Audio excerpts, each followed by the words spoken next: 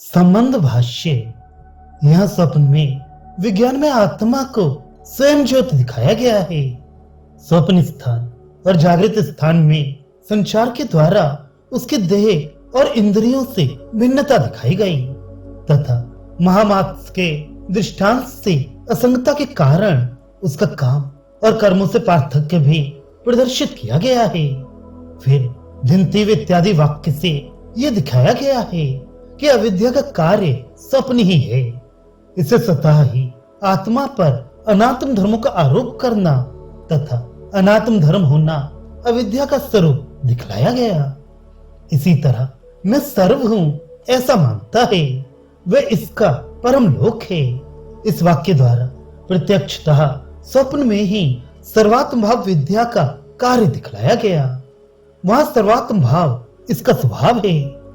इस प्रकार यह सूचित किया गया कि सुषुप्त अवस्था में इस आत्मा का अविद्या, काम और कर्म आदि संपूर्ण सांसारिक धर्मों के संबंध से अतीत रूप प्रत्यक्ष ग्रहण किया जाता है। आत्मा स्वयं प्रकाश है, यह परम आनंद स्वरूप है, यह विद्या का विषय है। यह आत्मा ही परम संप्रसाद और सुख की पराकाष्ठा है। यह सब यहाँ तक के ग्रंथ द्वारा बतलाया गया और यह सब मोक्ष पदार्थ तथा बंधन का दृष्टांत भूत है।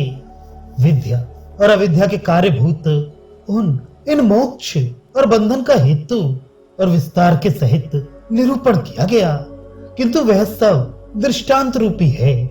अतः काम प्रश्न के विषय भूत तथा उनके दार्शनिक स्थानीय मोक्ष और बंधनों का आपको हेतु के सहित वर्णन करना चाहिए।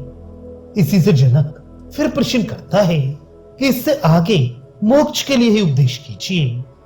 यह बतलाया गया कि महामत्स्य के समान स्वप्न और जागृत में एक ही स्वयं प्रकाश असंग आत्मा संचार करता है।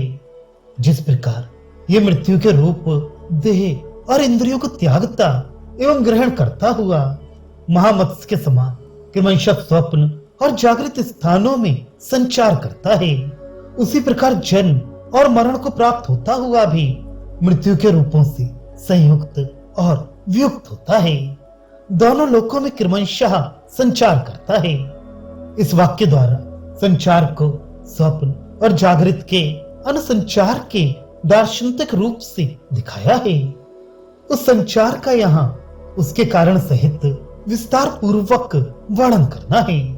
इसलिए आगे का ग्रंथ आरंभ किया जाता है। 17वें मंत्र में इस आत्मा का जागृत से स्वप्नांत में अनुप्रवेश कराया गया है। अतः संप्रसाद अर्थात सुषुप्त स्थान मोक्ष का दृष्टांत भूत है। वहां से च्युत करके जागृत में संसार का व्यवहार प्रदर्शित करना है। अतः उसी से इस आगे के वाक्य का संबंध है।